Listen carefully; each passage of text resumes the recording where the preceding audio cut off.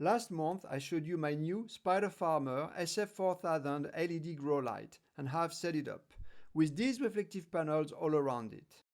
After a month of use, we'll take a look at how the plants are liking it under that light, and also I'll show you all the different strains and species that have just started from seeds.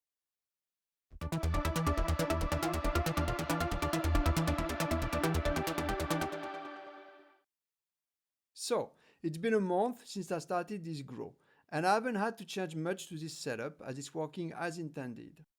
The grow light works wonderfully. The plants have been growing great, as you will see in this video. Not just the older plants, which does not come as much of a surprise, but also the new babies freshly germinated. It's a great lamp, and I really like the fact that you can grow at the same time older plants as well as babies. They have different needs in terms of light, but that is easily solved by placing the young babies on the outside, where the light will be considerably weaker, and the older plants just underneath the Spider Farmer, where the light will be much more concentrated. You may notice these containers there are a new addition. I've been going through the San Pedros in these two large trays and progressively repotting them in smaller containers so that they occupy less space. And when these two large trays are finally empty, then I will use one of them to start a fresh new batch of seeds. Among the plants, there are always some cacti that rot from the base, like this one here, or that one. On those, I cut out the lower part and then let them heal for about 10 days until they shot new roots. When the new roots have come up, then I start repotting them. The soil in those containers is very light and very loose. I don't press on it at all. That is the best way to achieve fast root growth.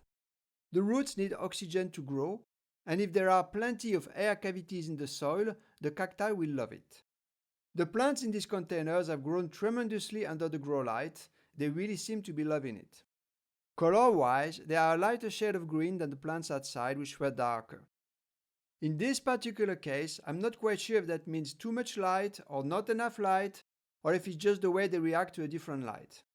Bottom line is, they're growing and at a fairly good speed, so I'm happy with it. I am new to growing plants with LEDs. It will take me some time to understand what works best and what doesn't. But you can count on me for sharing it all with you. This channel is about sharing information with all of you guys, not keeping it to myself like some kind of secret. Like this, we can all spread the San Pedro knowledge around the world. Here, I've repotted some DNA Peruvian Torch. I did that 3 weeks ago. I have 3 containers of them, and that's most of the DNAs that I have left. They've grown quite a lot in the last month because they definitely were much smaller when I planted them. And they have a nice color. You can see they've made new roots as well. I can say that this LED light works out well for cacti. I've got the dimmer set at about 30% and all plants seem to be fine. I may try to turn up the dimmer at some point to see how the plants react to more light, but I won't do that as long as I have some enclosed trays with baby seedlings in them. It's these newborn plants that decide how much light comes out of the lamp, because if I give them too much light now, then they will turn red and stop growing. Here you can see better that monstrous Pachanoi I was showing you last month, and it's grown quite a bit since. On this particular plant, the new growth has continued in the same tone of green as when it was growing outside. Now let's take a look at the small containers that were the subject of a mini-series on this channel until recently. Here we've got various containers of Bridgesii, and they are not a pretty sight. Various plants have died, others have half-rotted, then fallen over and made new roots, and they have not grown much. I think that is due to the large holes I've made in the containers. There are 2 large holes on each container, and the soil around the holes has eroded. The soil is fairly compact and does not absorb water easily, which means that when I water them, the water quickly exits through the large holes and the soil remains dry on the inside. That's why these plants have not grown in a month. I think they would greatly benefit from being replanted in a fresh new soil in a new container. I will have to do that. The rest of the small containers, I must admit, have not grown much for the same reason. That and the fact I've only watered the plants once a week at most. That is really insufficient, considering the soil dries in 2 or 3 days with the heating mats on. I'm going to have to raise the frequency of watering and also make sure that the water penetrates the soil, because as is, the results are really embarrassing. This is not at all the fault of the grow light, which I'm extremely happy with. It's just me not watering these plants as I should. I promise we will get back to these small containers in a month from now, and we should see their growth picking up again. A good thing about these plants is that they are very forgiving. If at some point you totally neglect them because you're busy with other things in your life, they probably won't die. They'll just stop growing. And when you start taking good care of them again, they'll carry on growing. Now, let's check out the trays that are enclosed. Those contain the plants that have recently grown from seeds. I will take the trays outside on the terrace so we can take a better look. Okay, let's start with this tray of Pachanoi. As you can see, it's got some green moss. And it shouldn't have really, but I will explain to you what happened to this container and you will understand. Now you can also see that on the front there are some larger seedlings. You might wonder why there are some older plants in there. Did I sow the seeds in a container that already had some plants in it? Well, yes, that's what I did. This tray was originally started last June together with 2 other trays, 5,000 plants in total. And 2 months later, something terrible happened. There was a heat wave in late August, the plants were outside, and even though the sun was filtered, they got too hot, and over 90% of them died. One day I checked on them and they were fine. 2 days later, almost all of them had died. I had never seen anything like this before. The few plants that survived are the larger ones that you can see here, in the corner without green moss. Back then, I decided to remove all the dead ones, scraping the surface layer of the soil, and sowed new seeds. The seeds have come up, but I'm not too keen on that green moss. It may kill the smaller seedlings by depriving them of light. The soil was sterilized when I prepared this tray in June, but when I opened the container again last August, a spore of green moss must have landed on the soil. This is why you should avoid opening the transparent film unless you really have to. Another reason why you should avoid opening it is fungus gnats. As it happens, there are some fungus gnats currently flying around my living room, which is one of the reasons why I'm opening this container on my terrace. With the cold, there are no fungus gnats outside.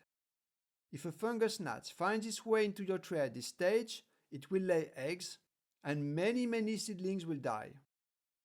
The larger seedlings that you can see in this tray need to be repotted now, as they were touching the plastic film. And once they are repotted, they will still need to be covered by transparent film, as they are used to a very humid environment. However, I will poke 2 holes in the transparent film to start getting them used to a drier climate. Then, a few days later, more holes, and then I will remove the film. You know how it goes. I try to select only the seedlings that are big enough to be transplanted. The smaller ones in there are less likely to survive being moved.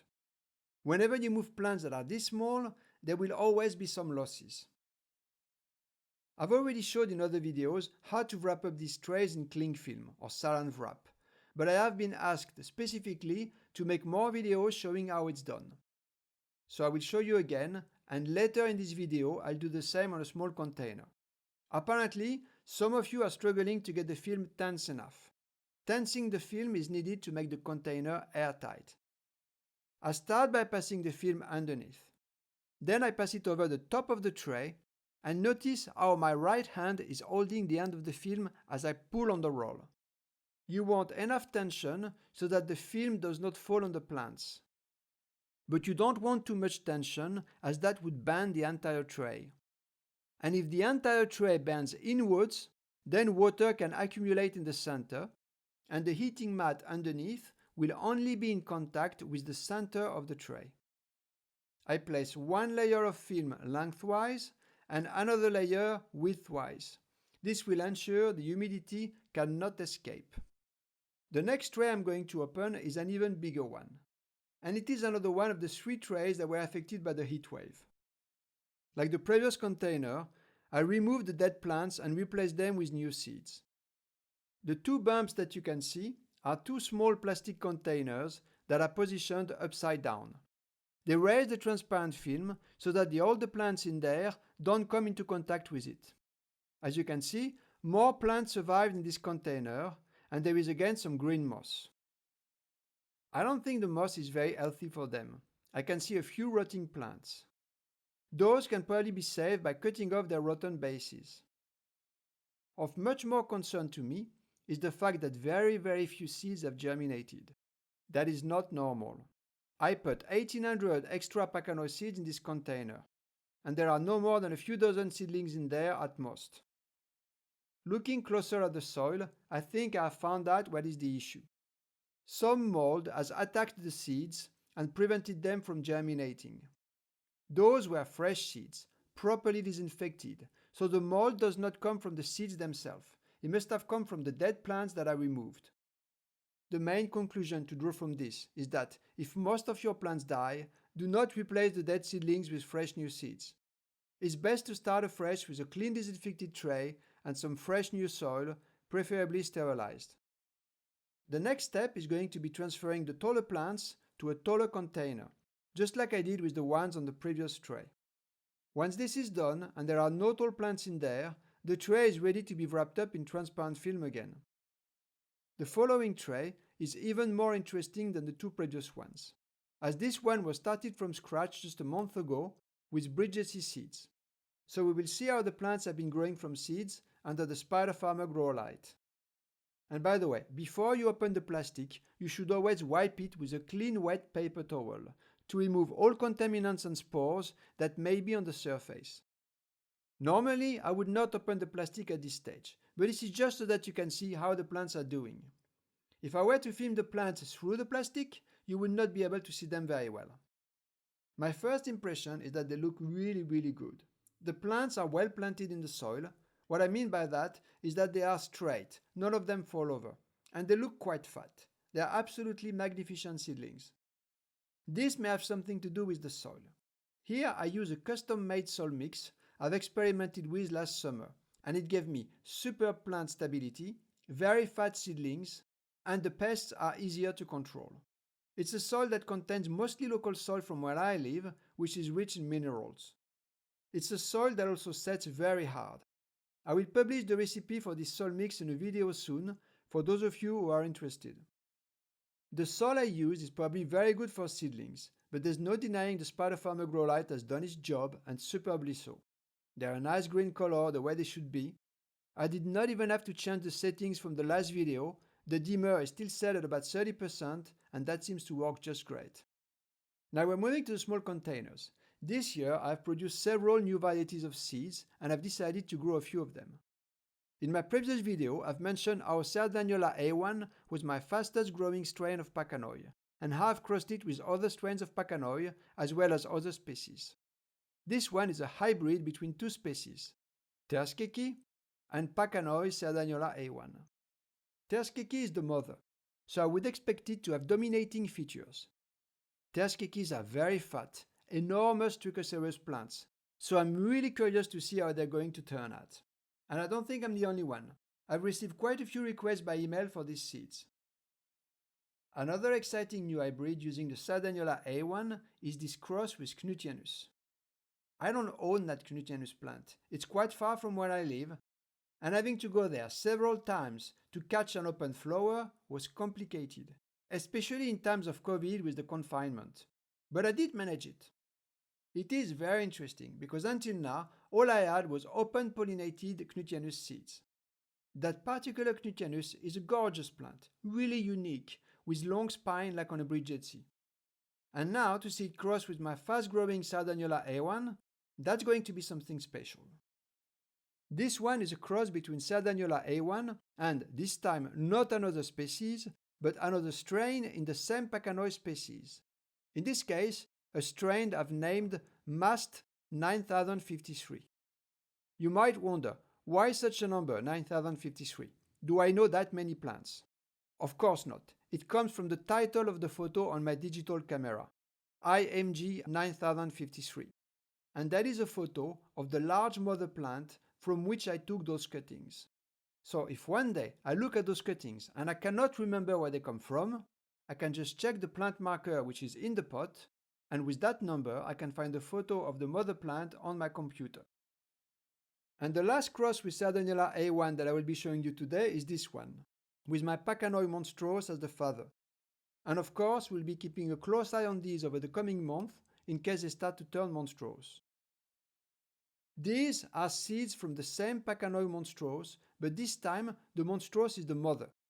So in theory, there should be a higher probability of these seeds turning out monstrose. These seeds were pollinated with Costa 1, which is a very long spine Pachanoi, but in this case there is no guarantee Costa 1 is the father, because the flowers were not enclosed in pollination bags. In cases like this, I consider the seeds to be open pollinated. Still, I can't wait to see how they grow.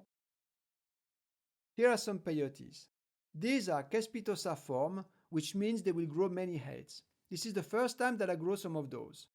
Someone in my family has a beautiful Cespitosa plant and was kind enough to give me these seeds. Before you ask, I don't have any more of these Cespitosa seeds. I only had 37 seeds and they all went in this container. However, I currently have seeds of other rare variants of Lophophora Williamsii in very limited quantities. Please email me if you're interested. Some other containers are dedicated to some seeds that my friend Cyril recently gave me. He actually purchased these seeds from a dealer in Peru and was very kind to give me a part of what he's received. I've separated the different varieties with some dividers, which I've cut from an old Tupperware lid. On the right, there were supposed to be some Trichocereus santaensis from the Chingas region of Peru, but unfortunately none of them have germinated. In the center, you have some Pachanoi marked PAZ, P-A-Z, which I presume means they were collected in La Paz in Bolivia. When you see one of those that's lying on its side, you should try to help it stand up. But you have to do it ever so gently to avoid disrupting the roots too much. Here's another container. Pretty much all these seeds from Peru are collected in the wild, which makes them quite interesting. They are Pachanoi and Peruvianus. The germination rate on these seeds is quite low, even though my buddy purchased them very recently. For instance, on the right, there were 35 seeds of the Pachanoi Uari Mayo. That's the name that was written on the seed envelope. And we've got 1, 2, 3, 4, 5, 6, 7, 8, 9 plants. On the left, there were 24 seeds of the Peruvianus Cerro Chanco, and about half of them germinated, so it's a bit better than on the right. This one is labeled Pachanoi Chana, and there were 73 seeds. Here again, the germination is not very good, but nevertheless, I'm very much looking forward to seeing the plants once they're adult. My intention is to grow them until they can flower, so that hopefully I can get them to produce seeds. I have a couple more of those containers with seeds from Peru, but I will show them at a later time as they all look alike at this age. A very big thank you to Cyril for the seeds he's kindly donated. I'm very happy to have them. After opening the small containers for the purpose of this video, I have to rewrap them in film. I try to make the film as tense as possible without folding the container. If the container comes with a transparent lid, I leave the lid on in order to give the container rigidity. The container will be less likely to fold when I pull on the film. By the way, some of you have noticed my peyotes in the last video and asked me if they could buy some. I don't want to sell those that have flowered, as I need them to produce seeds. But what I can sell is those that have not flowered yet. These, for instance, have not flowered, but they are not far from it. It shouldn't take them long before they have their first flowers, and therefore produce their own seeds, maybe a year or a few years. They have been grown slowly, without any graft, and they have really nice fruits. If you're interested, you can send me an email, but please, only European Union for these peyote plants. Normally, I ship worldwide, but in the particular case of these plants, I will not ship them outside of the European Union. Another thing I've been asked is how do I water these plants? You can either take them outside for watering, or water them where they are without moving them. But in that case, you must make sure the water won't drip on anything electric or close to anything electric. Something worth mentioning in the winter is the water temperature. Cacti do not like ice-cold water, especially if they have been used to a warm temperature, as it is the case with this indoor grow. It's not the cold water in itself that's an issue, it's the brutal contrast of temperature. Just imagine if you were sitting cozily in front of the fireplace, and then suddenly somebody grabs you and throws you in a tub of ice-cold water. Would you like that? Of course not. Well, for our baby cacti, it's the same. These older seedlings that you can see on the screen now can handle tap water. So just make sure you adjust the temperature of the tap so that it's not too cold. The younger seedlings, like those that are up to about 1 inch tall, prefer bottled drinking water or rainwater. In my case, I collect rainwater from my roof, and in the winter the tank is usually full, so I have plenty of water to give to all my seedlings. Not just the young ones, but also the older ones. I'm not sure if that makes any difference to give rainwater to these older seedlings instead of tap water, but I have the better water available, so I might as well use it. The only problem is that the water from my rainwater tank is ice cold. I can't give it like that to the plants. I need to warm it up first. One way to do it is by warming some tap water with a kettle and adding some boiling water to the rainwater so that it's not too cold. Another way to warm up the rainwater is to fill a big bottle of it and leave it inside your house until it's room temperature. That's what I normally do, but that takes preparation, and very often, when I realize that the plants are thirsty, I have not prepared the bottle in advance.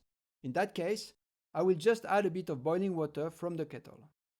Okay guys, that's all for this update. I hope you enjoyed it. If you did, make sure you smash the likes and of course, subscribe for more videos of this kind. Now if you want to mail other seeds from me, as well as seedlings grown from the same seeds, you can email me and I will reply with information, prices and photos. You can find my email in the description of this video. I will also make it appear now on the screen. It's sanpedromastery@protonmail.com. Last but not least, I would like to wish all of you a superb new year 2021 with good health, that's the most important, and hopefully more freedom of movement. Various of my trips this year had to be postponed, as well as reunion with friends, and I think it's fair to say we'll all be glad when life goes back to normal. See you all very soon with more videos.